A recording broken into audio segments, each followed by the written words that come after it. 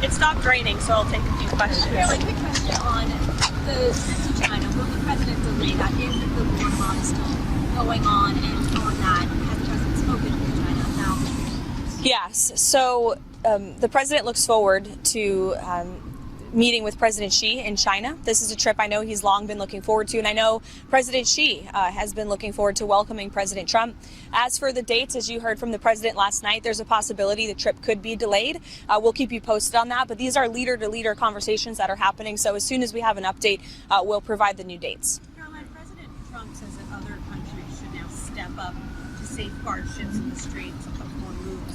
Why should other countries that once consulted about this war, that are involved in this war, now put their troops in harm's way in the Strait of Hormuz? Because these other countries are benefiting greatly from the United States military taking out the threat of Iran.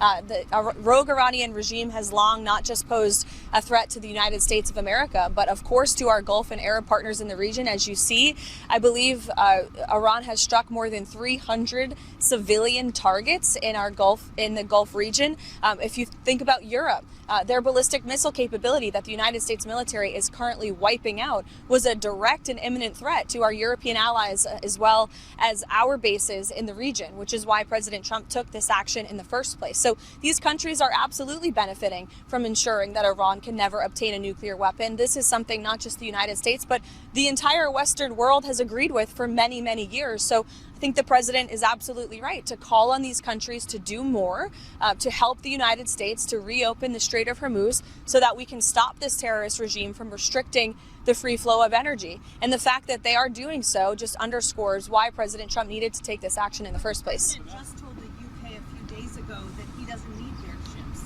and now he says he does? The president spoke on that last night. He said that he wished the UK had stepped up sooner and quicker, but he continues to speak with our allies in Europe and is calling on them to do more, just as he did when he called on them to step up with respect to their defense spending in NATO.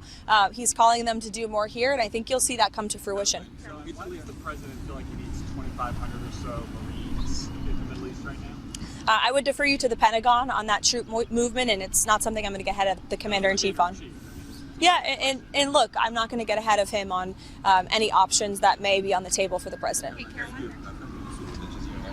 So Italy and Germany both indicated they're not willing to send their ships to police Strait of Hormuz in case NATO will refuse to do that. What is Plan B for President Trump? Right now, the president is being very clear to NATO and to our allies in Europe of what he wants them to do. And again, I think you're going to see that come to fruition. I would just add on one scheduling note, later this afternoon, you'll see the president yourselves. He just told me he wants to bring you all in for the Kennedy Center board meeting lunch, so you can get ready for that if you're part of the pool today. And then, of course, at 3:30 this afternoon, he will be signing an executive order alongside the vice president to formally launch the anti-fraud task force, which will investigate fraud across the country. The vice president will be leading that, so you'll see them in the Oval Office later today. So I'll leave it to the president to answer the rest of your questions. Yeah. Where does that stand right now? And has the president set a deadline that he wants to see China take any potential action? No, I just answered the question. It's a leader-to-leader conversation at this point. President looks forward to visiting China. The dates may be moved. As Commander-in-Chief, it's his #1 priority right now to ensure the continued success of this operation, Epic Fury. So we'll keep you posted on the dates as soon as we can. Thanks, guys.